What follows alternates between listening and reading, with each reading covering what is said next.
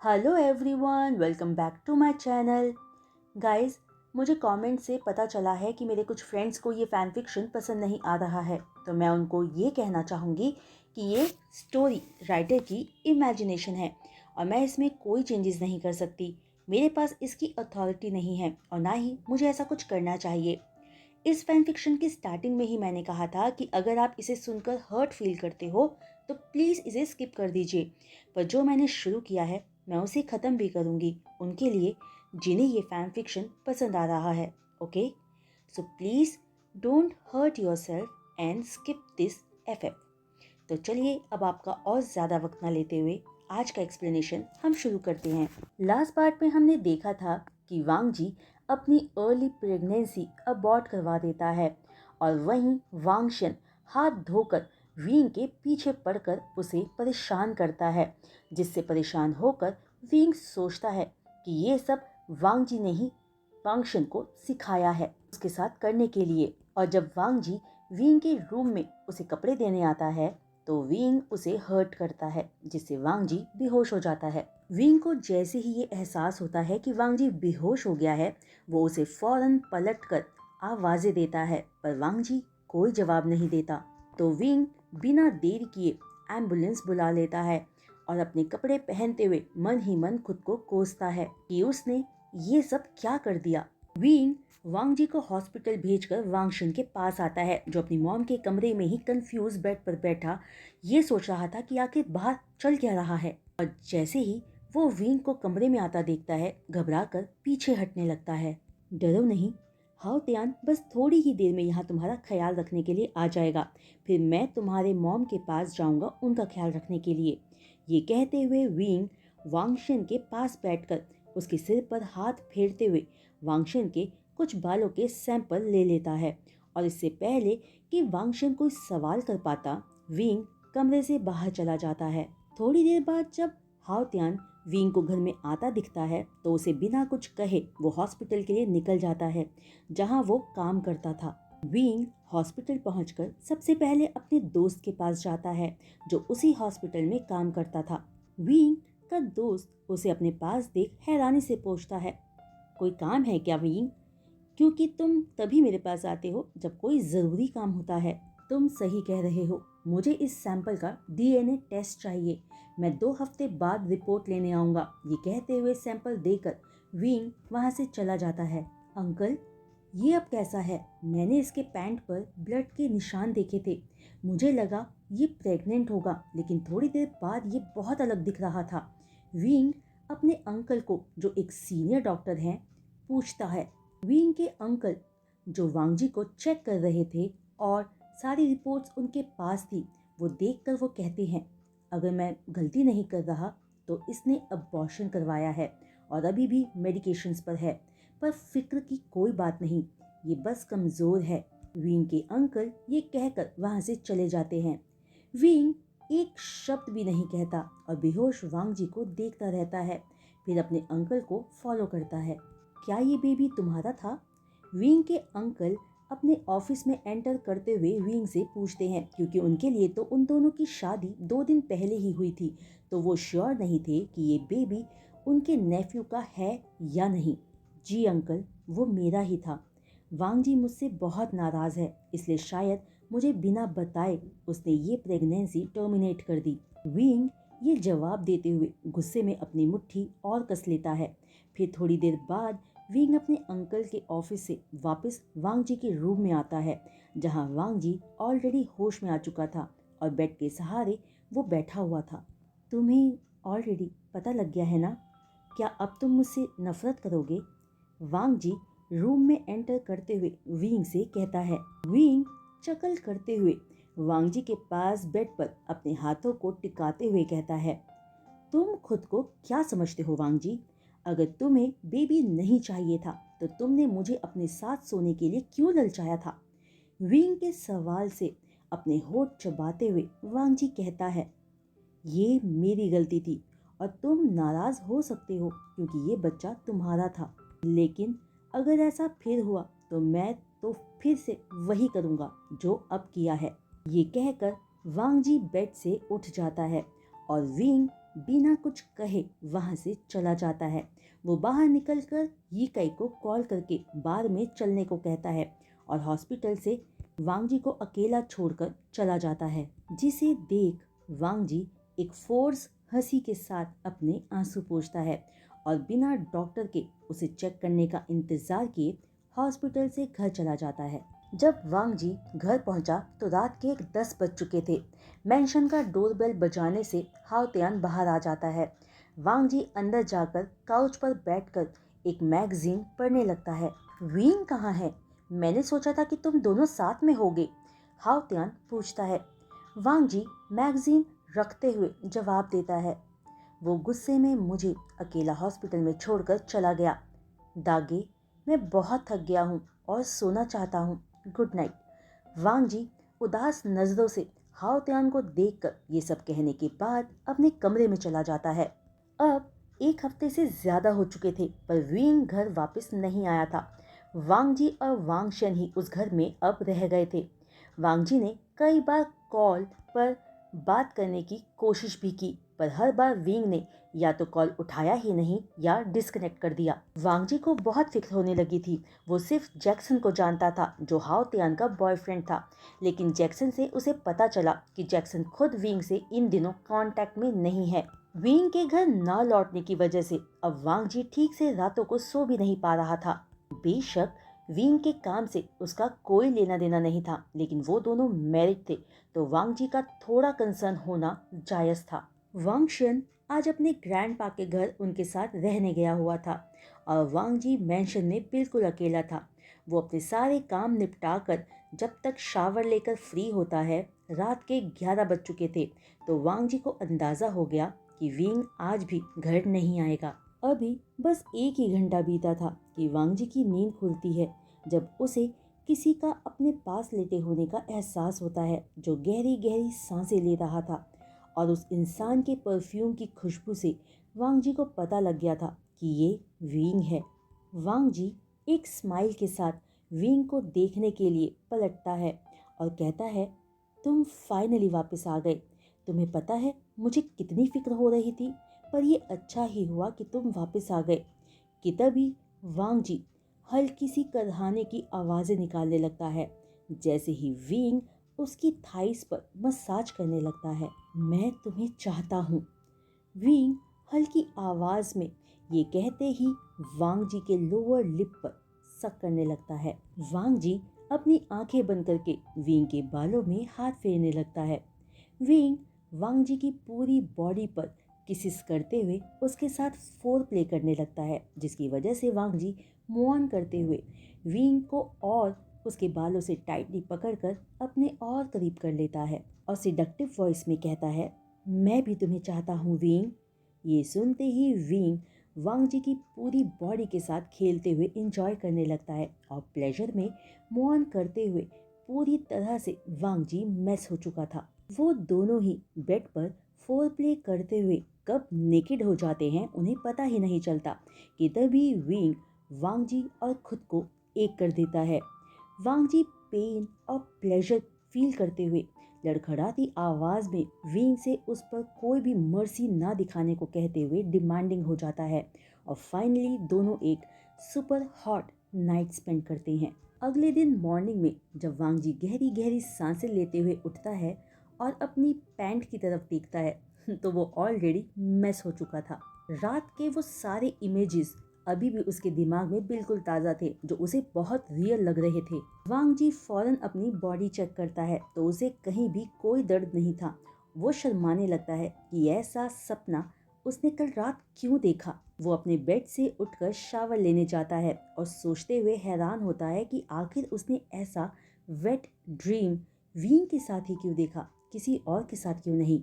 वांग जी एक गहरी सांस भरकर अपना मॉर्निंग रूटीन पूरा करके अपना ब्रेकफास्ट फिनिश करता है। आज वांग जी अपने घर का सारा काम बहुत ही एनर्जी के साथ कंप्लीट करता है।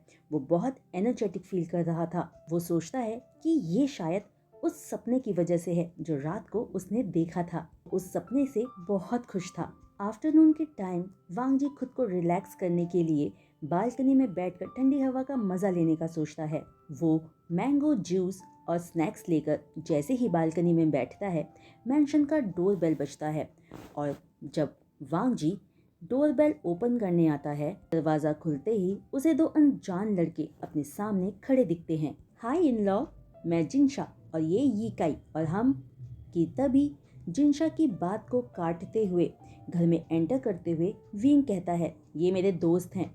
फिर दोनों भी विंग के पीछे मेंशन के अंदर आ जाते हैं। विंग सीधे अपने कमरे में दो बड़े ब्रीफ केसेस के साथ चला जाता है जिसमें शायद उसके कपड़े थे। वांग जी डोर क्लोज करके लिविंग रूम में एक स्माइल के साथ आते हुए कहता है, आप दोनों का स्वागत है। आप दोनों क्या लेना चाहोगे, मैं ले आऊँगा। वांग जी के हाथ में अभी भी उसका मैंगो जूस का ग्लास था। ये काई वांग जी की ब्यूटी को एडमायर करते हुए स्माइल करता है और कहता है, जो भी तुम पी रहे हो हम भी वही पिएंगे। वांग जी ब्लश करते हुए किचन में जाकर उनके लिए भी मैंगो जूसेस और स्नैक्स ले आता है। फिर उन दोनों को एक्सक्यूज कह के विंग के रूम में आ जाता है, जहां विंग ब्रीफ केसेस से अपने कपड़े बाहर निकाल कर बेड पर रख रहा था। विंग को देखते ही वांग जी की दिल की धड़कनें तेज हो गई थी। वो ब्लश करने लगा था। ये तो अच्छा हुआ कि तुम वापस आ गए, वांग जी अपनी उंगलियों के साथ खेलते हुए कहता है। विंग एक नज़र वांग जी को देखकर वापस अपना काम करना जारी रखता है। सारे कपड़े बेड पर निकालने के बाद विंग अपने कमरे का दरवाज़ा बंद करते हुए वांग जी के कान के पास आकर धीमी आवाज़ में कहता है, मेरे कपड़े फोल्ड कर दो मेरे लिए, मैंने कभी ये सब नहीं किया। वांग जी विंग को इतना करीब पाकर घबराते हुए थोड़ा दूर हटता है, फिर ब्लश करते हुए ओके कहकर बेड पर बैठ जाता है और मुस्कुराते हुए कपड़े फोल्ड करने लगता है। उसे देखकर साफ पता लग रहा था कि वो नर्वस है। तुम इतने नर्वस क्यों दिख रहे हो और ब्लश भी किए जा रहे हो, कुछ हुआ है क्या? विंग जो वहीं खड़ा वांग जी को देख रहा था पूछता है। नहीं तो, मैं बिल्कुल ठीक हूँ, वांग जी फौरन जवाब देते हुए अपने रात के सपने को याद करता है। उसका एक हिस्सा चाहता था कि वो सपना सच हो जाए और दूसरा हिस्सा उसे डांट रहा था कि उसे विंग जैसे इंसान के लिए ऐसी सोच नहीं रखनी चाहिए। उसकी लाइफ में ऑलरेडी बहुत सारे लड़के या लड़कियां हैं जो उसकी नीड्स को सेटिस्फाई कर सकते हैं, तो वो सिर्फ नाम के लिए ही मैरिड कपल हैं। वांग जी विंग के लिए फीलिंग्स डेवलप करने लगा था जिसका उसे भी पता नहीं था। बाय द वे, तुम्हारा बेटा कहाँ है? मैंने उसे अभी तक नहीं देखा, विंग पूछता है। मेरी मॉम उसे घर ले गए हैं, वो 3 हफ्तों बाद वापस आएगा, वांग जी जवाब देता है और गुनगुनाते हुए कपड़े फोल्ड करना जारी रखता है। विंग हाँ में सिर हिलाकर वहां से नीचे लिविंग रूम में अपने दोस्तों के पास आ जाता है जिनके साथ वो पिछले 1 हफ्ते से रह रहा था। वांग जी को काम करने में टाइम लग जाता है तो वो थक कर वहीं विंग के रूम में ही सो जाता है। हे विंग, अब हम चलते हैं। आई होप कि डीएनए टेस्ट रिपोर्ट तुम्हें खुश कर दे। मुझे लगता है वो तुम्हारा ही बेटा है क्योंकि वो बहुत ज़्यादा शरारती है, ये काई हंसते हुए कहता है, जिस पर जिनशा अग्री करते हुए हाँ में सिर हिला देता है। ओके, आई होप तुम्हारी प्रिडिक्शन सही निकले। इस बार मैं हर चैलेंज के लिए तैयार हूँ, विंग कहता है। अगर वो तुम्हारा बेटा निकला तो तुम्हें वांग जी के साथ हमेशा लॉयल रहना होगा और उसे खुद से प्यार करना सिखाना होगा। लेकिन अगर वो तुम्हारा बेटा नहीं निकला तो हम हैं ना तुम्हारे लिए, तुम जो कहोगे वो हम करेंगे तुम्हारे लिए और मुझे यकीन है मैंग्याओ भी हमारे साथ होगा। जिनशा से विंग ने ऐसी बात की उम्मीद नहीं की थी तो वो बस इस बात पर मुस्कुरा देता है। ठीक है, मैं भी तुम लोगों के हमेशा साथ हूँ, चलो अब हम 3 दिन बाद मिलते हैं। ये कहकर विंग अपने दोस्तों को गुड बाय कहता है। वो सच में चाहता था कि वांगशन उसका ही बेटा हो। जब विंग अपने कमरे में पहुंचता है तो वहां वांग जी को सोया हुआ पाता है। विंग चकल करते हुए वांग जी को ब्राइडल स्टाइल में उठाकर उसके कमरे में लाकर सुला देता है और कमरे से बाहर जाने से पहले वांग जी के चीक पर एक किस करता है। विंग जब लिविंग रूम में पहुंचा तो वांग जी का फोन रिंग कर रहा था जो किचन में ही रह गया था। विंग जब फोन चेक करता है तो वो वांग जी के मॉम का कॉल था। वो फ़ोन कॉल रिसीव करके कहता है, हेलो आंटी, वांग जी अभी सो रहा है, जब वो उठेगा तो मैं उसे बता दूंगा कि आपका कॉल आया था। फिर वो दोनों थोड़ी देर तक बात करके कॉल डिस्कनेक्ट कर देते हैं। बेबी, इस वक्त तुम्हारे मॉम सो रहे हैं, तुम उनसे बाद में बात कर लेना, मिसिस लैन वांगशन से कहते हैं, जो हाँ में सिर हिलाकर दोबारा खेलने चला जाता है। वहीं वांग जी जब उठकर नीचे लिविंग रूम में आता है तो विंग को उसके फोन में डूबा हुआ पाता है। विंग वांग जी को देखकर स्माइल करते हुए पूछता है, तुम उठ गए? आई होप तुमने अच्छे से आराम किया होगा। हाँ, थैंक यू। और मुझे लग रहा है कि तुम अपने बॉयफ्रेंड या गर्लफ्रेंड से चैटिंग करके अच्छा टाइम बिता रहे हो। वांग जी जवाब देने के साथ एक सवाल भी करता है। विंग हल्की हंसी के साथ वांग जी को उसके पास बैठने का इशारा करता है। जब वांग जी पास भागकर बैठता है तो विंग उसके कंधे पर हाथ रख कर कहता है, डर मत जाना, बस मैं ये तुम्हें दिखाना चाहता हूँ कि मैं क्या कर रहा था। वांग जी फोन का स्क्रीन देखते ही आंखें बंद कर लेता है। मैं हॉरर मूवीज नहीं देखता, वरना रात को बुरे सपने आएंगे। वांग जी के ऐसे चिल्लाकर कहते ही विंग जोर जोर से हंसने लगता है। मुझ पर हंसो नहीं, ये कहकर वांग जी हल्के हाथों से विंग को हिट करने लगता है और विंग खुद को बचाने लगता है। वो दोनों एक दूसरे के साथ क्वालिटी टाइम्स बिताते हैं और फिर साथ में रात को डिनर बनाने जाते हैं। विंग पूरे 3 दिनों तक अपना वक्त वांग जी के साथ बिताता है।